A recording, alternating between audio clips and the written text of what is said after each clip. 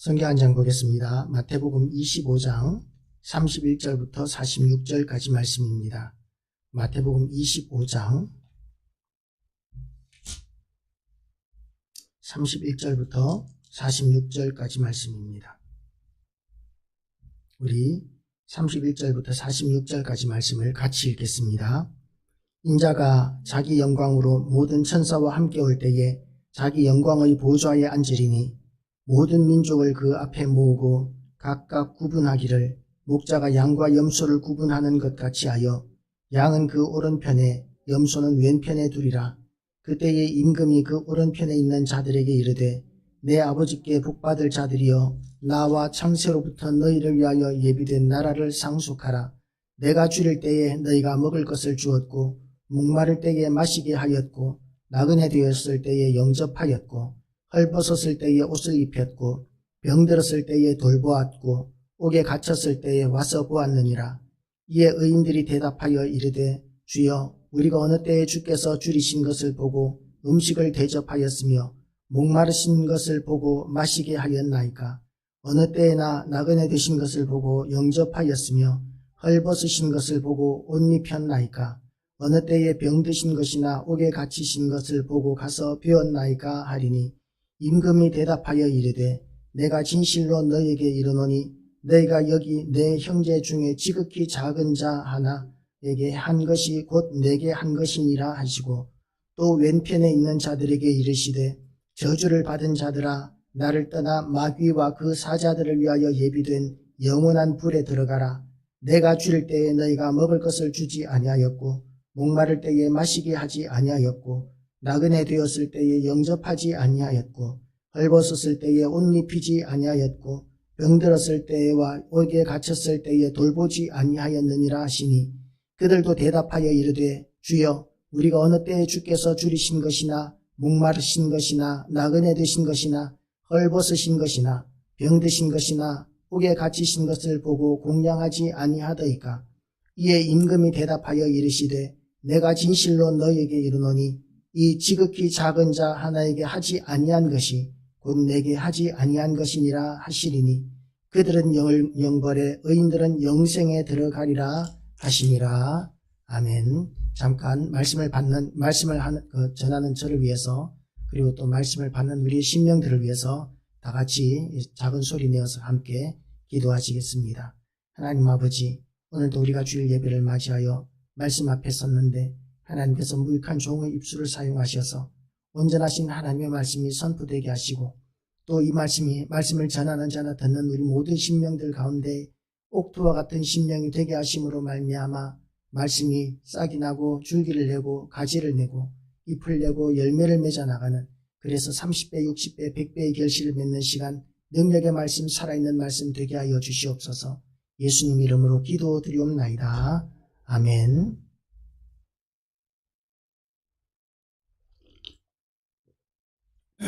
할렐루야. 하나님의 은혜가 우리 모두에게 오늘도 가득히 마시기를 축복합니다. 날씨가 이제 많이 따뜻해졌는데요. 이럴 때 또 미세먼지도 많으니까 어쨌든 건강관리에 유의하시고 늘 건강하시기를 축복합니다. 우리가 지금까지 계속해서 오전 예배를 하나님 나라에 대한 이야기를 하는데요. 하나님 나라에 대한 이야기, 이제 예수 그리스도께서 이 땅에 오심으로 말미암아 하나님의 나라는 이 땅에 임하였는데, 그런데 아직 이 나라가 완성된 나라가 아니기 때문에 알곡과 쭉정이가 함께 있는 나라이고 또 벼와 곡식과 가라지가 함께 섞여 있는 나라이고 양과 염소가 섞여 있는 나라이기 때문에, 그래서 우리가 이 땅을 살아가면서 하나님 나라가 임했다면 있을 수 없다고 생각되는 일들까지도 아직까지 우리는 많이 보고 경험하게 되고 고통을 받고 있는 상황 가운데서 우리는 살고 있습니다. 그럼에도 불구하고 분명히 성경이 계속적으로 반복적으로 이야기하고 있는 것이 뭐냐 하면 언젠가는 하나님 나라가 완성될 때가 있는데, 그때가 언제냐 하면 하나님께서 이 세상에 구원할 사람들 다 구원하시고 그리고 예수 그리스도께서 이 땅에 재림하실 때가 되면, 그러면 이 세상에 있는 모든 악한 것들은 이제 사라지게 되는데 양과 염소가 분리되는 것과 같이 알곡과 가라지가 분리되는 것과 같이 의인과 악인이 분리되는 것과 같이 완전히 분리되어서 우리는 거룩한 쪽, 하나님의 백성으로서 거룩한 의인들이 사는 완전한 하나님 나라에 들어감으로 말미암아 지금 우리가 경험하고 고통받고 있는 모든 악한 것들과 불합리한 것들이 이제는 사라지게 되는 때가 분명히 오게 된다는 것이죠. 오늘 말씀은 그렇게 하나님 나라가 완성이 되는 그 시점에 일어나게 될 일들에 대해서 오늘 성경은 우리에게 가르쳐 주고 있습니다.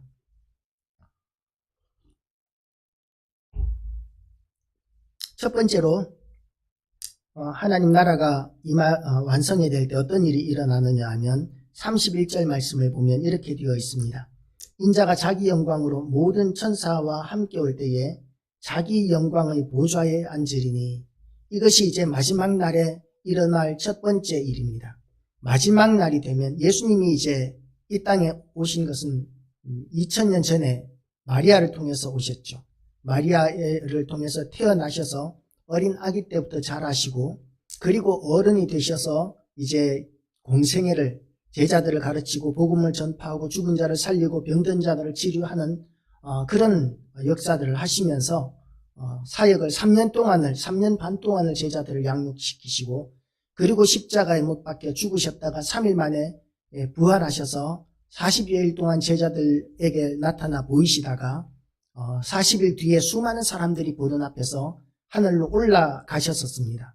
그리고 약속을 주셨는데 그렇게 올라가시면서 너희가 올라가는 모습을 본 그대로 예수님께서 다시 오시리라 고 이렇게 약속하신 그 약속을 남겨두고 가셨는데 그 약속이 이루어지는 때가 바로 하나님 나라가 완성이 되는 나라, 완성이 되는 때라고 이렇게 이야기할 수 있습니다. 그래서 자기 영광으로, 인자가 자기 영광으로 오신다는 것이죠. 그전에는 초라한 말 구유에 오셨습니다. 목수의 아들로 오셨습니다. 그런데 이제 예수님께서 오실 때는 지극히 존귀하고 영광스러운 모습으로 이 땅에 오실 것인데 어떤 영광스러운 모습이냐 하면 자기 영광, 다른 사람의 영광이 아니라 예수님께서는 자기 영광만 해도 무한하신 영광이 있으신 분이에요. 왜냐하면 삼위일체 되신 하나님이시거든요. 하나님이시고 그리고 또한 예수님은 심판주로서 이 온 세상을 심판하실 심판주로서 만왕의 왕으로서 이 땅에 오실 것이기 때문에 예수 그리스도의 영광, 그 재림하실 때의 그 영광은 어느 누구도 상상도 못할 정도로 이 세상의 왕들은 상상도 못할 정도로 그런 크고 큰 영광으로 이 땅에 오실 것인데 그때 함께 오는 자들이 있습니다. 누가 함께 오느냐 하면 모든 천사와 함께 온다는 것이죠. 하늘의 모든 천사의 숫자가 얼마나 될지는 우리가 알 수가 없지만 그러나 그 천사의 숫자가 엄청나게 많은 것 같습니다. 그 모든 천사와 함께 올 때에 자기 영광의 보좌에 앉으리니 자기 영광의 보좌가 어떤 보좌입니까? 왕이 앉는 보좌인 것이죠. 대관식이 예수님이 오시면 영원한 대관식이 이루어지게 된다는 것입니다. 영원한 혼인잔치, 영원한 대관식이 예수님이 다시 이 땅에 오실 때 이루어지게 되는데 그때가 분명히 있다고 성경은 반복해서 이야기하고 있습니다. 그때에는 이제 더 이상 비천한 그 목수의 아들이 아니라 만왕의 왕으로 이곳에 오셔서 대관식을 하는데 그 대관식은 우리가 상상할 수 없을 만큼 영광스럽고 존귀한 그런 대관식이 될 것입니다. 우리가 혹시 왕의 대관식 같은 것들을 방송으로 보게 되는 경우들이 있는데요. 그 영국 같은 경우에는 아직까지도 왕이 다스리는 나라죠. 그리고 왕이 다스리는 나라인데 1년에 한 번씩 왕의 이 즉위한 날을 기념해서 약식 대관식을 합니다. 그러면 그 대관식을 보기 위해서 수십만 명의 관광객들이 영국에 이렇게 몰려들게 된다고 그래요. 그리고 그 대관식은 너무나 영광스럽고 너무나 웅장하게 그렇게 치러지게 되는데 그게 약식이라는 거죠. 실제로 왕이 되는 그대로 하는 것이 아니라 왕이 될 때는 세워질 때는 그보다 훨씬 영광스럽고 크게 하는데 1년에 한 번씩 대관식을 기념하는 약식 행사이기 때문에 처음 그 왕이 될 때의 그 대관식과는 비교도 되지 않을 만큼 초라한 조그만한 그런 작은 대관식이 되겠지만, 그래도 그거 하나 보겠다고 수십만 명의 관광객들이 몰려드는 것이 대관식입니다. 그런데 지금 예수 그리스도의 대관식은 어떻겠습니까? 영국 왕 정도의 대관식이 아니라는 것이죠. 하늘의 모든 천사와 함께 이루어지는, 모든 천사와 함께 하는 그런 영광스러운 대관식을 하시고, 그리고 자기 보좌, 온 세상을 다스리시고 심판하시는 보좌, 영원한 왕좌, 왕 위에 만왕의 왕, 모든 왕 위의 왕이 되시는 분으로서 이 지구의 왕뿐만 아니라 온 우주의 왕들 위에 계시는 그런 분으로서 예수님이 이 땅에 다시 오시게 된다는 것입니다. 그리고 그 대관식 자리에 이제 앉으셔서, 그 왕의 자리에 앉으셔서 예수님께서 하시는 일이 있는데, 무슨 일을 하시느냐 하면 세상을 심판하시는 일을 하신다는 것이죠. 두 번째입니다. 주보에 이렇게 목차는 이렇게 나와 있어요. 32절, 33절 말씀을 보면 이렇게 되어 있습니다. 모든 민족을 그 앞에 모으고 각각 구분하기를, 목자가 양과 염소를 구분하는 것 같이 하여 양은 그 오른편에 염소는 왼편에 두리라. 이렇게 이야기합니다. 양과 염소의 비유가 이제 이렇게 나타나는데, 양과 염소는 완전히 달라요. 많이 다릅니다. 양은 털이 북실북실하고, 그리고 가능하면 잘 움직이지 않으려고 하는 정적인 동물입니다. 눈도 어둡기 때문에, 눈도 어둡고 걸음도 느리기 때문에 진화론적인 방법으로는 그 양이 생존하는 게 설명이 안 돼요. 양은 맹수들의 밥입니다. 이 생존할 수 있는 강력한 무기도 없고 걸음도 느리고 눈도 나쁘고, 그러니까 자기를 방어할 수 있는 아무것도 없는 짐승이 양인데, 그 양이 이제 지금까지 살아있는 것만 해도 사실은 진화론으로는 설명을 못하는, 적자 생존의 원칙에 의하면 설명할 수가 없는 짐승이 양이죠. 그런데 그 양에게 목자가 있어서, 그 목자가 양을 잘 돌보기 때문에 양이 지금까지 살고 있는데요. 양은 이제 들판에서 기를 때에는 양을 염소와 함께 기릅니다. 왜 그러냐 하면, 양들은 잘 움직이기를 싫어하기 때문에 움직이게 하기 위해서 염소들이 옆에서 막 자꾸 찌르는 거예요. 양들을 가만히 놔두고 염소들이 자기들끼리만 노는 게 아니라 양들이 뭉쳐 있기만 하면 염소들은 막 가서 들이받는 습관이 있어서 흩어지게 만드는 역할을 합니다. 그래서 염소는 염소대로 이렇게 양을 괴롭히는 일을 통해서 건강해지고, 양은 염소들이 자꾸 움직이게 만드니까 귀찮고 피곤하긴 하지만 자꾸 움직이면서 건강해지게 되고 먹이를 더 잘 먹게 되고 하는 그런 목적으로 양과 염소를 같이 기르는 거예요, 목자들이.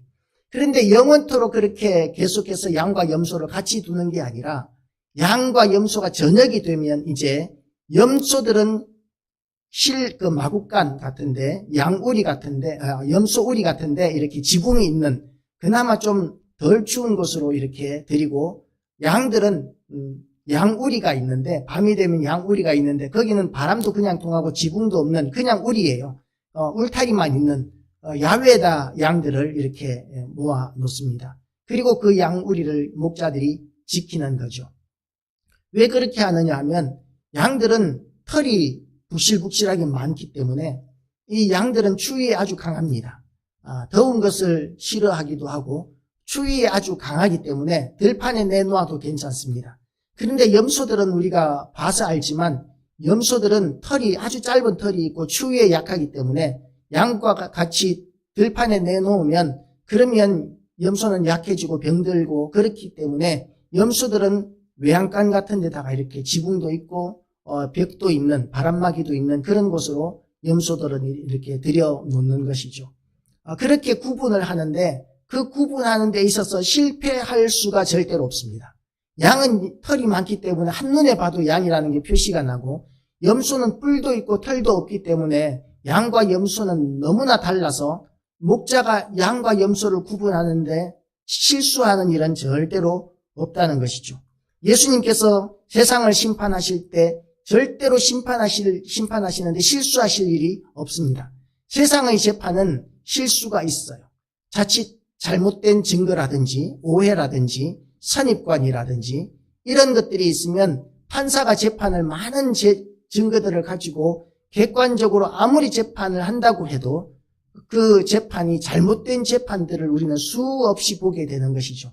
뉴스로 보더라도 우리가 어떤 악한 사건들을 보았을 때 이런 범죄면은 어느 정도의 벌이 있어야 우리의 법 감정, 이 정도 돼야 공평하겠다 싶은 그런 처벌의 이 규정이 한계가 있는데, 그런데 우리가 이렇게 신문상으로 보면 터무니없는 형량이 내려지는 경우들을 우리가 많이 보게 되죠. 세상에 이런 법이 어디 있냐? 법대로 재판을 한다고는 그러는데, 그런데 우리가 동의할 수 없는, 공감할 수 없는 그런 판결들도 많이 봅니다. 그나마 신문에 나는 판결들은 그나마 객관적인 판결이라고 이렇게 봐지기 때문에 신문에 나기도 하는 것인데요.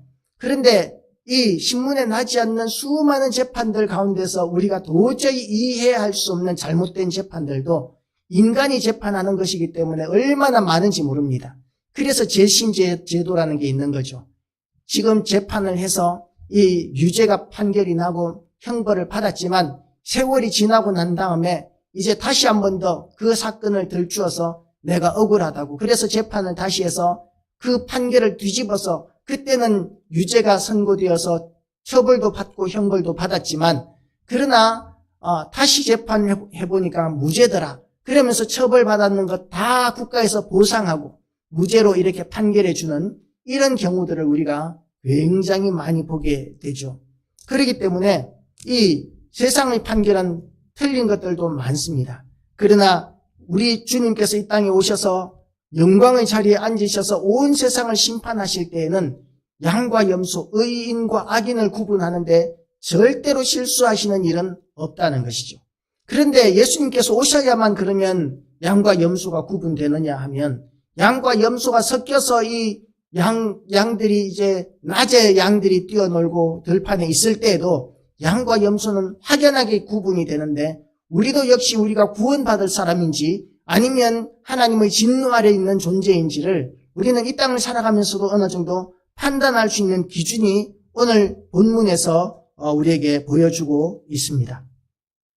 그때 그 기준이 뭐냐 하면 34절부터 보면 그때의 임금이 그 오른편에 있는 자들에게 이르되 내 아버지께 복받은 자들이여 나와 창세로부터 너희를 위하여 예비된 나라를 상속받으라. 그 34절에서는 그렇게 이야기하고 있어요. 그리고 또한 또 41절에 보면 또 왼편에 있는 자들에게 이르시되 저주를 받은 자들아 나를 떠나 마귀와 그 사자들을 위하여 예비된 영원한 불에 들어가라. 이렇게 구분하고 있습니다. 그런데 그 기준이 되는 이야기들이 이 35절부터 이렇게 나오는 36절부터 나오는 거죠. 35절부터 나오는 거죠. 내가 줄일 때에 너희가 먹을 것을 주었고 목마를 때에 마시게 하였고 나그네 되었을 때에 영접하였고 헐벗었을 때에 옷을 입혔고 병들었을 때에 돌보았고 이런 선한 일들을 행한 것들을 쭉 예수님께서 나열하십니다. 그랬더니 37절에 의인들이 뭐라고 이야기하느냐 하면 이에 의인들이 대답하여 이르되 주여 우리가 어느 때에 주께서 줄이신 것을 보고 음식을 대접하였으며 목마르신 것을 보고 마시게 하였나이까 라고 이렇게 이야기합니다. 악인들에게 대해서도 마찬가지의 이야기를 합니다. 40절에 보면 임금이 대답하여 이르시되 내가 진실로 너희에게 이르노니 너희가 여기 내 형제 중에 지극히 작은 자 하나에게 한 것이 곧 내게 한 것이니라 하시고 42절 내가 줄일 때에 너희가 먹을 것을 주지 아니하였고 목마를 때에 마시게 하지 아니하였고 나그네 되었을 때에 영접하지 아니하였고 쭉 이렇게 이야기를 하고 계시는 것이죠. 그랬더니 악인들도 이렇게 이야기합니다. 그들도 대답하여 이르되 주여 우리가 어느 때에 주께서 줄이신 것이나 목마르신 것이나 나그네 되신 것이나 헐벗으신 것이나 병드신 것이나 옥에 갇히신 것을 보고 공양하지 아니하더이까. 그랬더니 이에 임금이 대답하여 이르시되 내가 진실로 너희에게 이르노니 이 지극히 작은 자 하나에게 하지 아니한 것이 곧 내게 하지 아니한 것이니라 하시니. 자, 여기에서 심판의 기준이 나오는데요. 우리가 물론 구원을 받는 첫 번째 구원의 조건은 뭐냐 하면 예수 그리스도를 우리의 구세주로 믿는 것입니다.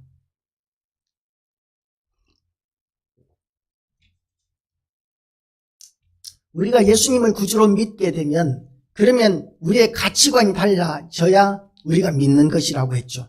예수님이 우리의 구세주가 되시고 예수님이 이제 우리를 구원하시기 위해서 온갖 고난 다 겪으시고 십자가를 지고 죽기까지 하시고 그리고 난 뒤에 부활하고 승천하시면서 우리에게 주신 사명이 있는데 그 사명을 감당하면서 살게 하는 것이 하나님의 뜻이고 그 사명을 감당하면서 살면 하늘에서 상급이 엄청나게 많을 것이라는 그런 약속을 우리 주님께서 하고 가셨습니다. 그리고 그 주님께서 다시 오실 것이라는 그 약속을 또 우리 주님께서 하셨죠. 그것을 믿는 사람들은 삶의 가치관이 달라지게 됩니다. 지금까지 세상에 하나님을 알지 못하는 사람들은 성공하기 위해서 살았어요. 자기 욕심을 채우고 자기의 필요를 채우고 자기 먹을 것을 위해서만 살았습니다. 가족들만을 위해서 살았습니다. 자기와 가족들. 그것도 사실 가치 없는 일은 아니죠. 자손을 위해서 자손에게 사랑을 다하고 잘 먹이고 잘 가르치고 잘 키우는 것. 이것도 정말 우리가 사람으로서 귀한 일이고 중요한 일입니다. 그런데 그 목적이 우리는 다르다는 거예요. 우리도 아이들을 잘 양육하고 남편을 잘 섬기고 가족들을 건강하게 잘 돌보고 또 우리가 이런 여러 가지 선한 일들을 하는 거 우리도 이렇게 중요한 일인데요. 그런데 그 목적이 뭐냐 하면 세상 사람들은 자기의 마음에 원하는 대로이지만 우리는 이 모든 일들을 통해서 하나님의 영광, 살아계신 하나님의 영광을 높이고 드러내기 위해서 우리는 이 일을 하는 것이죠. 하나님이 기뻐하시는 일이기 때문에 우리는 이 일을 하는 것이죠. 그래서 우리 왕이신 예수님께서 이 재판을 하실 때, 심판을 하실 때 이런 사람들, 줄인 자들, 가난한 자들, 나그네 된 자들, 헐벗은 자들, 감옥에 갇힌 자들, 병든 자들 이런 사람들에게 하지 않은 것이 왕에게 하지 않은 것이라고 이렇게 말하고 있습니다. 그러면 많은 성경학자들이 여기에서 이 왕에게 칭찬받는 왕에게 상속을 받는 이런 의인들, 오른편에 있는 의인들이 누구냐? 또 이 악인들이 이야기하고 있는 이 영접하지 않은 사람들이 누구냐? 이런 이야기가 이제 숱한 논쟁거리가 되었습니다. 과연 이 하나님의 사람들이 영접해야만 하는 이 작은 자, 하나님의 작은 자가 누구냐 하는 그런 논쟁들이 굉장히 많았었습니다. 그래서 성경 교회도 보면 자유주의 신학을 한 교회들이 있어요. 자유주의. 그러니까 예수님을 믿고 하나님을 믿는 것보다 우리가 이 땅을 살아가면서 착한 일을 하면서 살아가는 것이 훨씬 중요하고 세상을 개혁하고 세상을 뒤집고 이런 폭력적인 방법으로 물리적인 방법으로 우리도 이 땅을 살아가야 한다는 그런 믿음을 가진 사람들이 있어요. 그걸 자유주의 신학자라고 하는데 이 사람들은 성경에 나타나는 모든 기적과 신비로운 내용들은 믿지 않고 성경은 참고로만 하고 성경의 그 이해가 되는 것, 상식적으로 이해가 되는 것만 받아들이는 그런 신학이라고 이야기를 하는데요. 그래서 예수님께서 죽은 자를 살리시고 병든 자를 치료하시고 이런저런 기적을 행하신 것들은 안 믿습니다. 그 사람들은. 그렇기 때문에 인간이 이 땅을 살아가면서 하는 착한 일이 더 중요한 거예요. 예수님이 죽었다 살아났다는 것들도 그 사람들은 잘 안 믿어요. 그렇지만 이제 이 땅을 살아가면서 우리가 어떻게 착하게 사느냐에 따라서 우리의 구원이 달려있다라고 이렇게 생각하는 사람들인 것이죠. 그 사람들은 예수님을 안 믿어도 착하게 살면 구원을 받고 천국 간다고 생각합니다. 대부분의 신앙을 모르는 사람들이 하나님을 알지 못하는 사람들이 그런 믿음을 가지고 있죠. 하나님을 안 믿어도 교회를 굳이 안 다녀도 죄 안 짓고 살면 천국 가는 거지 천국이 별거냐라고 이렇게 이야기하지만 천국은 하나님의 집입니다. 하나님의 나라입니다. 자, 미국을 가기 위해서 우리가 미국 비자를 끊어야 되는데요. 미국 비자를 끊기 위해서 옛날에는 미국 대사관 앞에 얼마나 많이 줄을 섰는지 몰라요. 근데 미국에 가기 위해서 착하게 살면 미국을 갈 수 있습니까? 착한 사람은 미국에 갈 수 있습니까? 못 갑니다. 미국 대사관에서 도장 찍어줘야 가는 거지 아무리 착하게 살아도 아무리 재산이 많아도 아무리 지위가 높아도 미국 대사관에서 비자에 도장 찍어주지 않으면 미국에 갈 수 없는 게 그게 세상의 법인 것과 마찬가지로 우리가 천국에 가기 위해서도 우리가 착하게 살면 그러면 천국에 갈 수 있는 게 아니라 하나님께서 하나님 나라에 초청해 주셔야 들어가게 되는데 하나님 나라에 초청하는 사람들이 어떤 사람들이냐 하면 예수 그리스도를 구주로 믿는 사람들을 하나님께서 초청하기로 작정을 하셨거든요. 그래서 우리가 구원받는 데 있어서 제일 중요한 조건은 예수 그리스도를 구주로 믿고 예수님의 뜻대로 살고자 결단하고 살아가는 사람들, 이 사람들이 구원의 첫째 조건입니다. 그런데 이 여기에서 오늘 나오는 것들을 보면 그런 믿음만으로 구원받는 것 같지가 않게 보입니다.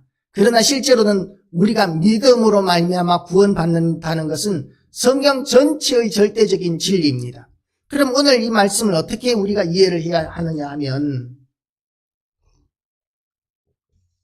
가난한 자들을 먹이고 또 궁핍한 자들을 돕고 또 감옥에 갇힌 자들을 돌아보고 헐벗은 사람들을 입혀주고 하는 이런 일들을 우리가 어떻게 이해해야 하느냐 하면 그것은 하나님을 믿고 예수 그리스도를 구주로 믿는 사람들이 하나님을 기쁘시게 해드리고 싶은 열정과 마음에서 자발적으로 그런 일들을 하는 것이죠.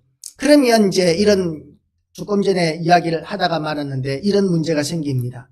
그러면 그런 헐벗은 자, 가난한 자가 누구냐라는 거예요. 감옥에 갇혀 있는 사람이 누구냐는 것이죠. 배고픈 사람이 누구냐는 것이죠. 우리에게 있어서. 우리가 이 세상의 모든 가난한 사람들을 다 도울 수 있느냐 하면 우리에게는 그런 힘이 없고 능력이 없습니다.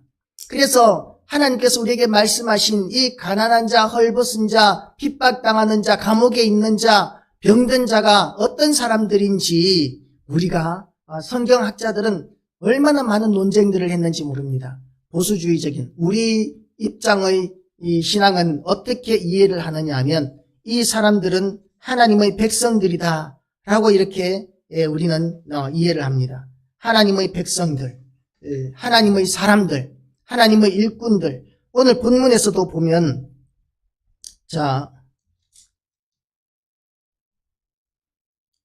40절 말씀에서 내가 진실로 너희에게 이르노니 너희가 여기 내 형제 중에 지극히 작은 자 하나에게 한 것이 곧 내게 한 것이니라 하시고 여기에서 지극히 작은 자가 그냥 지극히 작은 자가 아니라 내 형제 중에 지극히 작은 자라고 이야기하고 있습니다. 40절 말씀을 보면 그냥 작은 자가 아니라 그냥 가난한 자가 아니라 그냥 배고픈 자가 아니라 그냥 감옥에 갇힌 자가 아니라 내 형제 중에 지극히 작은 자 하나라고 이렇게 이야기하고 있습니다.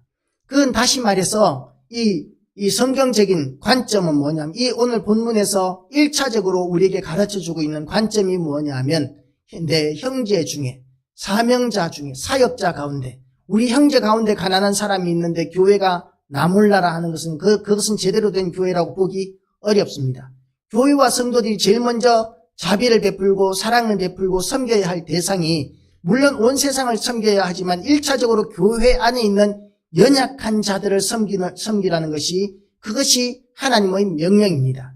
예수님이 승천하시기 전에 제자들에게 주신 사명 예루살렘과 온 유대와 사마리아와 땅끝까지 이르러 내 증인이 되리라 하시니라. 이 말씀을 예수님께서 하고 가셨는데요. 그런데 이 복음을 전하는 이 말씀을 전하고 복음을 전하는 이 대상도 어떻게 시작을 하느냐 하면 가까운 데서 예루살렘 지금 예수님이 계시는 곳 제자들과 함께 계시는 곳 이 예루살렘을 건너뛰는 것이 아니라 예루살렘부터 우리 동네부터 우리 집부터 우리 교회부터 시작하는 거죠. 그리고 이제 이웃 동네까지 그리고 넘어 도시까지 그리고 다른 나라까지 그리고 땅끝까지 그렇게 이제 자꾸자꾸 이렇게 작은 데서 우리가 눈앞에 있는 사람들부터 이렇게 커져나가는 것이지 우리가 지금 눈앞에 있는 사람을 사랑하지 못하고 섬기지 못하면서 온 세상을 섬기겠다라고 하는 것은 성경적인 입장은 아니라는 것을 우리가 명심해야 합니다. 그러면 이 작은 자 한 사람을 교회 안에 있는 성도들만 우리끼리만 이렇게 제한해야 되느냐 하면 그렇지는 않다는 것이죠. 예수님께서 말씀하신 선한 사마리아인의 비유가 있습니다. 선한 사마리아인이 이제 비유가 있는데 어떤 사람이 예루살렘에 올라갔다가 내려오는 길에 강도 만나서 거의 죽기까지 얻어맞아서 모든 것을 빼앗기고 피투성이가 되어서 쓰러져 있는 것을 이제 사람들이 지나가면서 봅니다. 제사장이 지나가면서 보고 피하여 가고, 레위인도 지나가다가 보고 피하여 가고. 왜 이 유대인들은 피하여 가느냐 하면, 유대인들은 율법에 이렇게 죽은 사람을 가까이 하는 것은 이건 부정타는 일이기 때문에 자기를 부정하게 하지 않게 하기 위한 명분이라는 게 있어요. 그래서 피해 가기는 합니다. 그런데 예수님께서는 지금 이 사람들이 선하다고 이야기하고 있는 게 아니에요. 율법을 잘 지키고 있다고 이야기하고 있는 게 아닙니다. 이 사람들은 피해가고 있습니다. 율법사들도, 교법사들, 바리새인들도 지금 이 예루살렘에 갔다가 내려오다가 강도 만나서 피투성이가 되어서 거의 죽어가고 있는 이 사람을 보고 피해갑니다. 유대인들은 다 피해갑니다. 그런데 한 사마리아인이, 이 사마리아인은 선한 사마리아인인데, 이 사마리아인이 이제 성전에 갔다가 이제 가는 길에, 내려오는 길에 이 강도 만난 사람을 만났습니다. 사마리아인은 어떤 사람이냐면, 사마리아 지역은 옛날에는 북왕국 이스라엘의 수도 지역이었는데, 북왕국 이스라엘이 아수르에 의해서 멸망당하고, 그리고 나서 이 아수르라는 나라가 이 사마리아 지역에 이방인들을 막 섞어 보냈어요. 거기에 있는 이스라엘 사람들은 다 또 다른 나라로 흩어버리고 이방인들을 사마리아로 끌어와서 이방인들을 살게 하면서 그 지역은 거의 이방 지역과 같은 혼혈 지역이 된 것이죠. 그러니까 이 이방인들을 개와 같이 여기는, 정말 천하게 여기는 이 유대인들의 입장에서는 이 사마리아 사람들이 짐승과 같은 사람들인 거예요.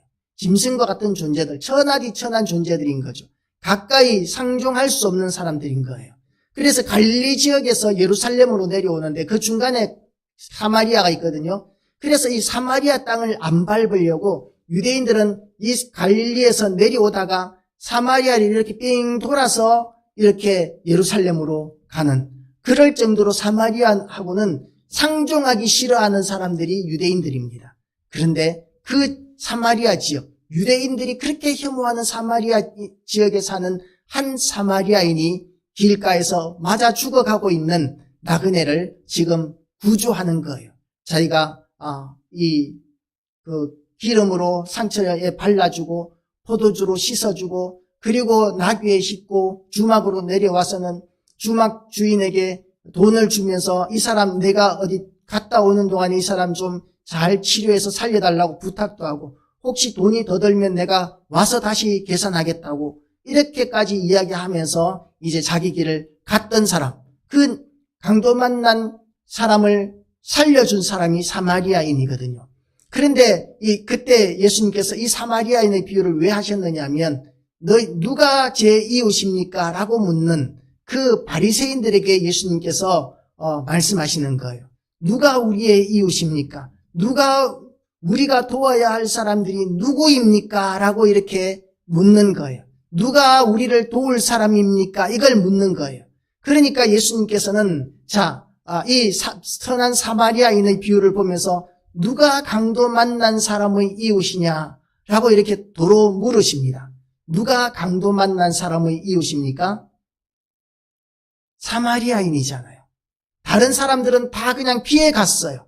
같은 유대인들이고 또 교법사고 선생이고 바리새인이고 제사장이고 레위인이고 이런 사람들은 다 이 강도 만난 사람, 피투성이가 되어서 죽어가고 있는 사람을 피해서 갔습니다. 그 사람들을 이 강도 만난 사람의 이웃이라고 이야기할 수 있을까요? 그럴 수 없습니다. 그런데 이웃이라고 할 수 있는 단 한 사람이 유대인들, 지금 이 예수님께 질문하고 있는 이 유대인들이 생각하기에는 짐승만도 못한 사람으로 여겨지는 갈릴리 사람, 이 사람이 강도 만난 사람의 진정한 이웃이다라고 이렇게 말씀하고 계시는 것이죠. 그래서 우리의 이 작은 소자, 내 형제, 예수님께서 말씀하신 내 형제에 해당하는 사람을 어디까지 지경을 넓혀야 하느냐 하면, 처음에는 교회 안에서부터 시작하지만, 처음에는 가족 안에서부터 시작하지만, 그 지경이 점점 넓혀 나가서 우리가 힘이 닿는다면, 정말 아직까지 하나님을 알지 못하는 사람이라 할지라도 우리의 도움이 필요한 사람이라면 누구에게든지 도움의 손길을 펼칠 수 있는 사람, 그런 사람들이 하나님이 기뻐하시는 사람이다라고 이야기할 수 있는 것입니다.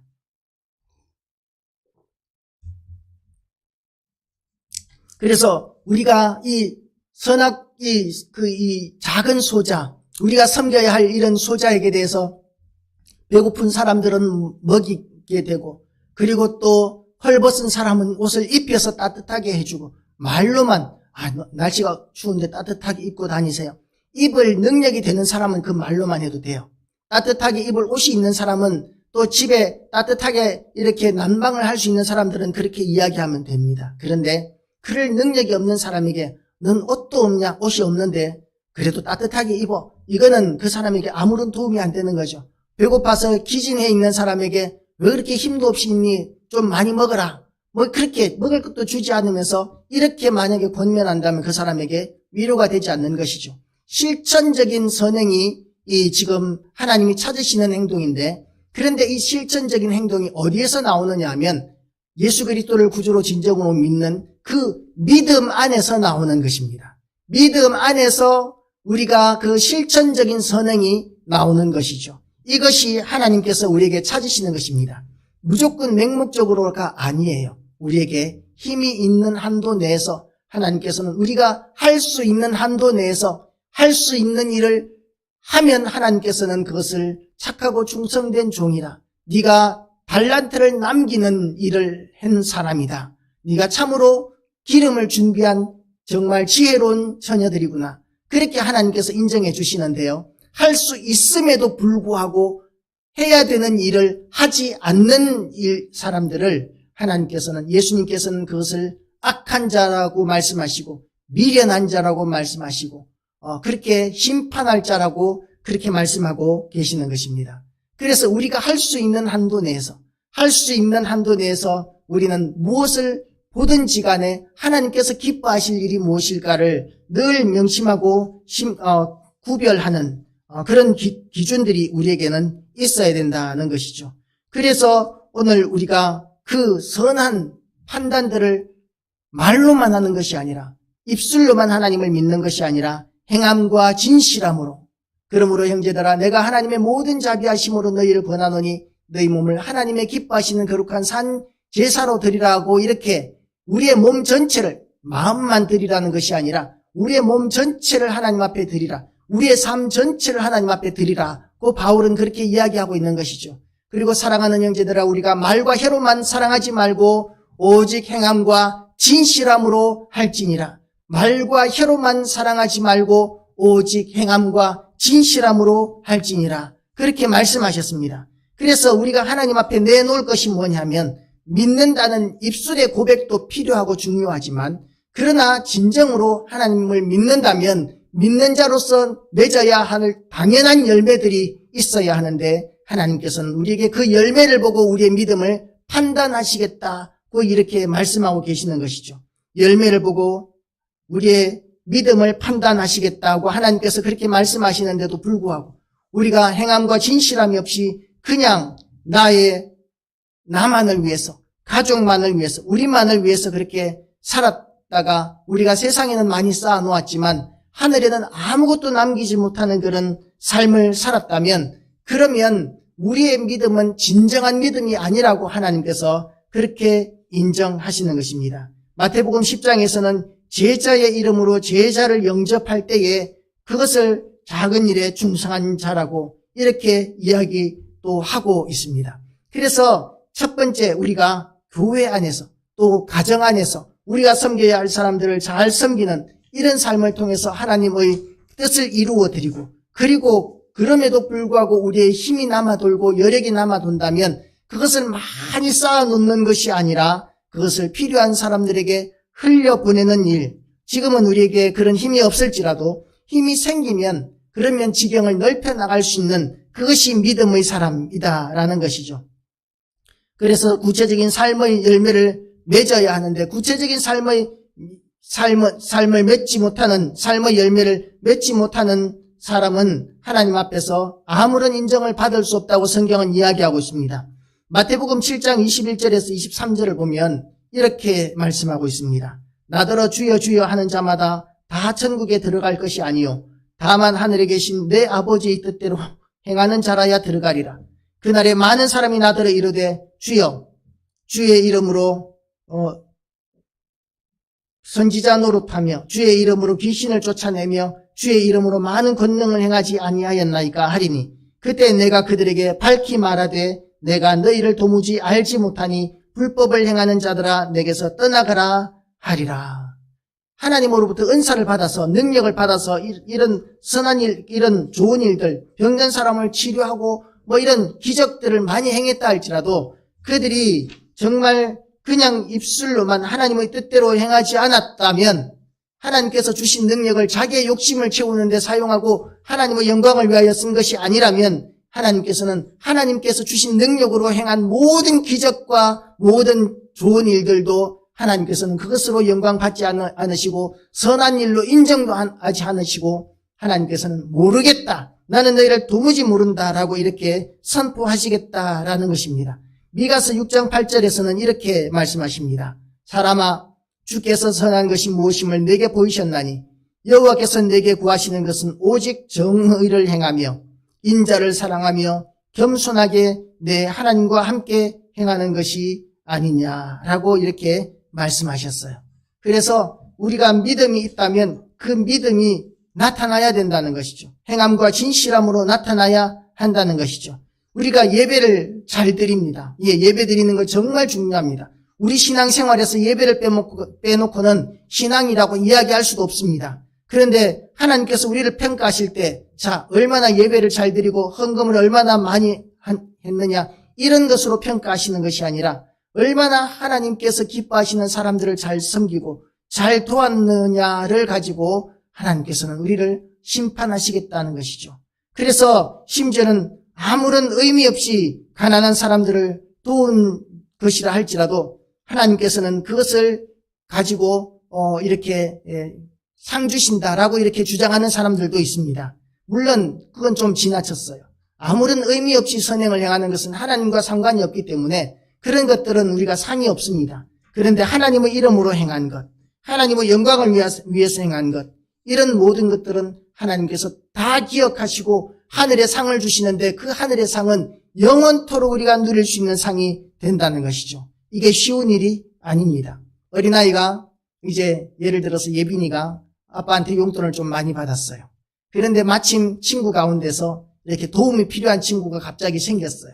야, 아빠가 갑자기 용돈을 많이 주더니 너를 도우라고 아빠가 용돈을 많이 주셨나 보다. 그러면서 그 용돈을 몽땅 꺼내서 친구를 도울 수 있을까, 예빈아?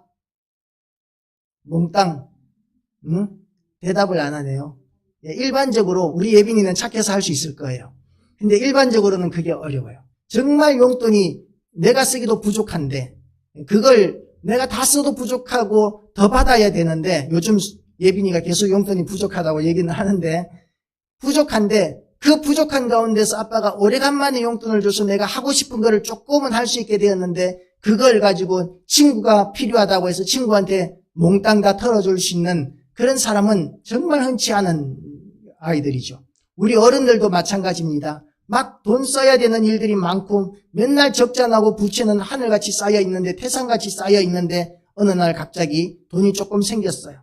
부채를 다 갚지는 못하지만 조금 갚을 수 있는 만큼의 돈이 생겼는데 그걸로 누구를 도우라 그러면 도울 수 있겠습니까? 지금 이자 갚아야 되고 발등에 불이 떨어져 있는데 그거부터 끄기 바쁘죠. 그런데도 불구하고 우리의 가치관이 달라지면 나를 위하는 것보다도 나를 위해서보다도 하나님께서 기뻐하시는 일에 우선순위를 둘 수 있게 된다는 것이죠. 우리의 가치관이 달라지게 된다는 것입니다.